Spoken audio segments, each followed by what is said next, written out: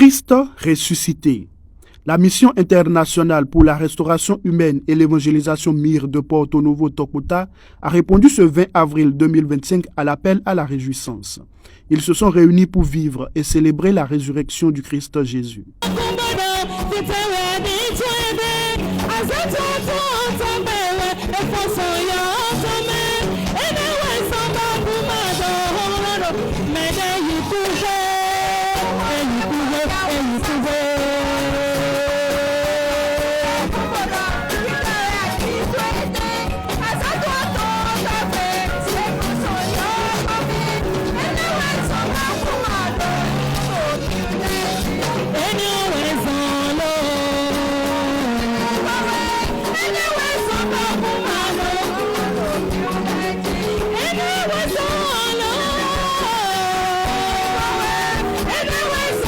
Ils ont été exhortés à cet effet sur la véracité de la résurrection du Christ, un point focal et important au salut de l'humanité. Si Christ n'est pas mort,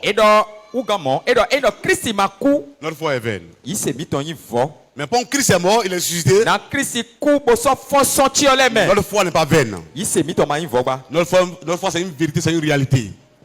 Parce que Jésus, notre maître, notre maître est ressuscité. Il est mort, il est ressuscité.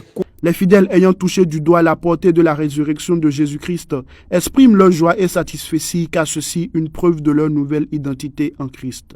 Ce que j'ai en moi aujourd'hui comme sentiment est plus qu'une joie. Au-delà de joie, je ne sais pas comment l'exprimer, mais c'est plus qu'une joie parce que en lui j'ai la vie. En lui, tout ce qui est mort en moi, dans mon travail, dans ma vie, dans la vie de mes enfants, dans la vie de mon foyer, tout est ressuscité. De bons sentiments qui m'animent, parce que c'est la preuve que je ne suis pas quelqu'un dans le néant. C'est du réel. Donc, c'est un sentiment de joie qui m'anime.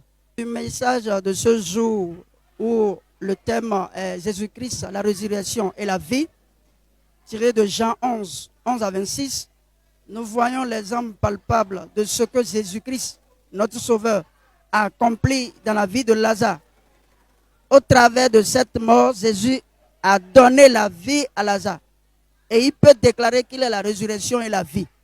Aujourd'hui, nous aussi, nous commémorons cette fête qui est la Pâque, la résurrection. Jésus nous enseigne qu'il vit encore. Malgré qu'il a été mort, crucifié, il est ressuscité et il vit. Le message de ce jour, on peut retenir que Christ est vraiment ressuscité.